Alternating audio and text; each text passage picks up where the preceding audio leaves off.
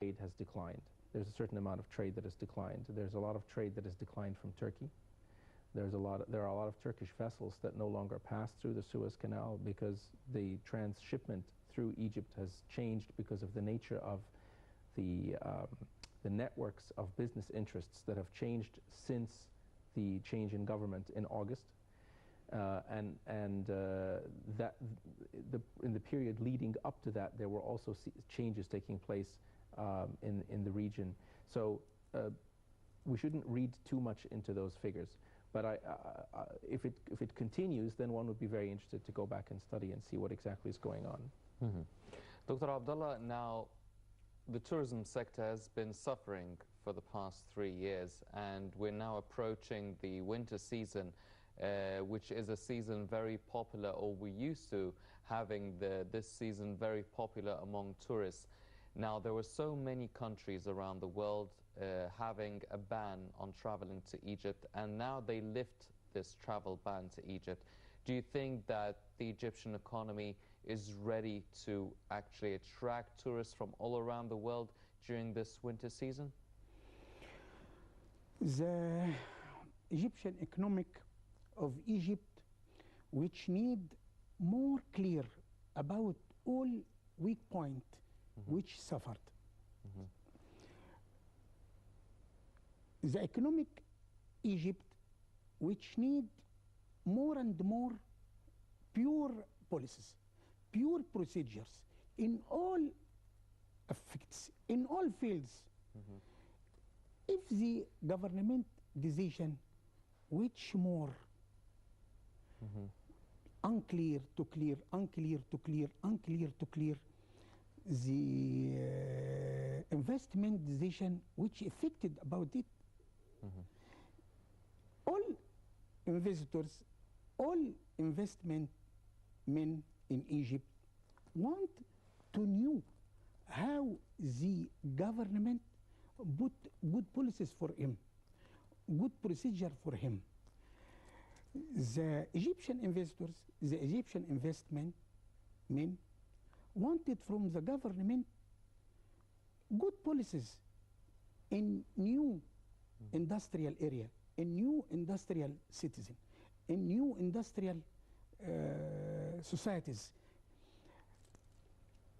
Some industrial societies, after established, suffering from some problems for it.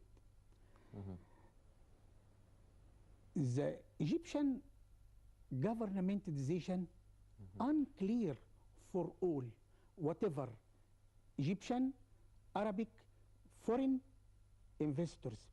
If the government policies from Egypt, it's more clear, all of this, all of classes want to put all funds in new investment.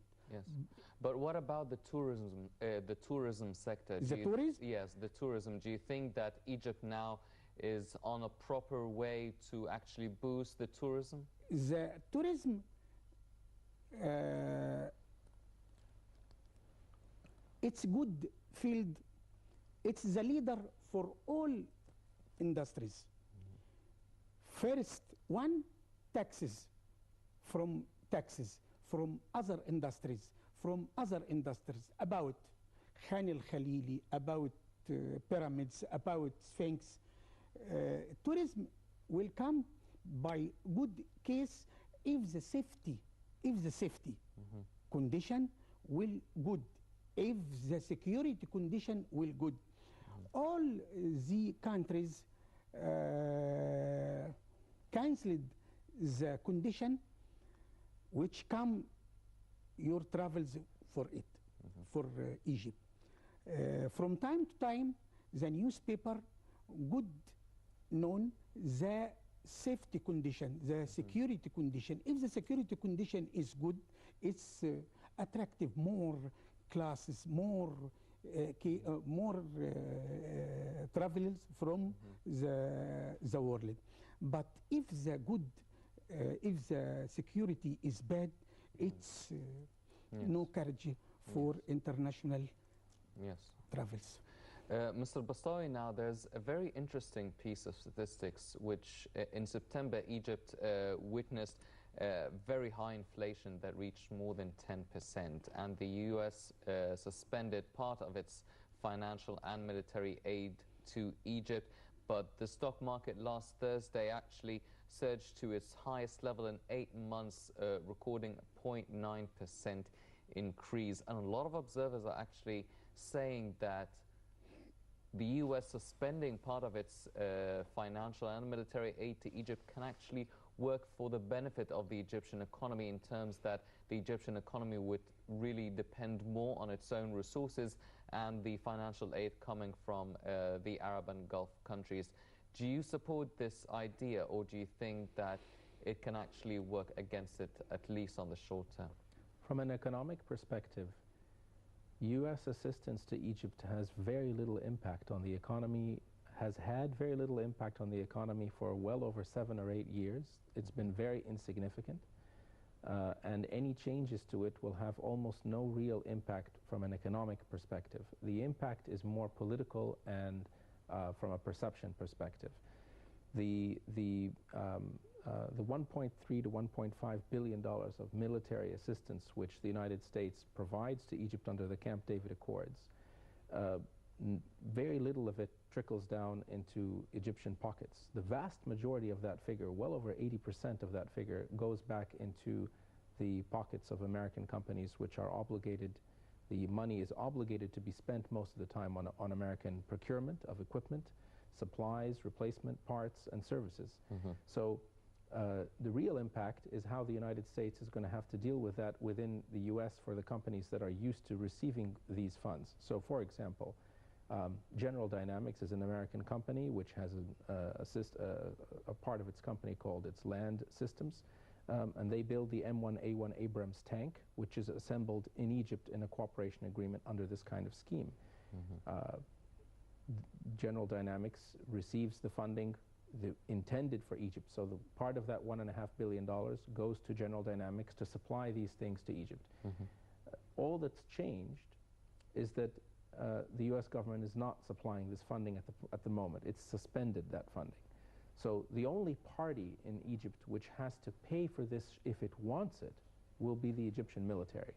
And the Egyptian military is one of the few government-based institutions which is actually very financially well-structured and is very capable financially of paying for these systems should it desire to. The impact on a medium to long-term basis will be that ultimately Egypt will probably reorient its entire military procurement strategy to look at a different mix of equipment and platforms and so forth. But from an economics perspective, the impact is minimal.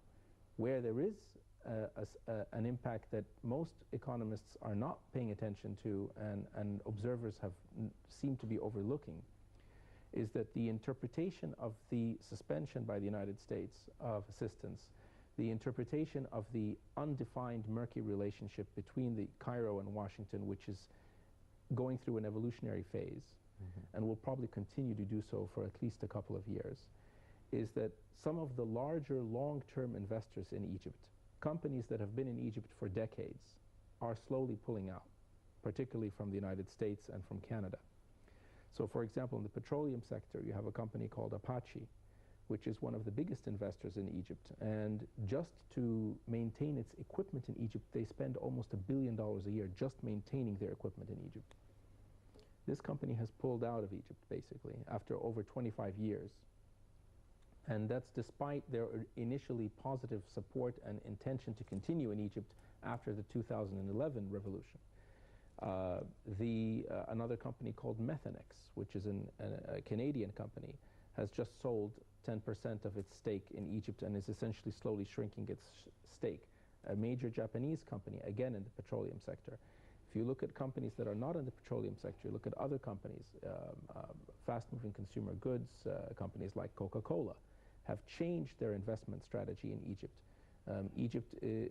Coca-Cola products that are made in Egypt are exported all the way to New Zealand, but all of this is being rethought and changing.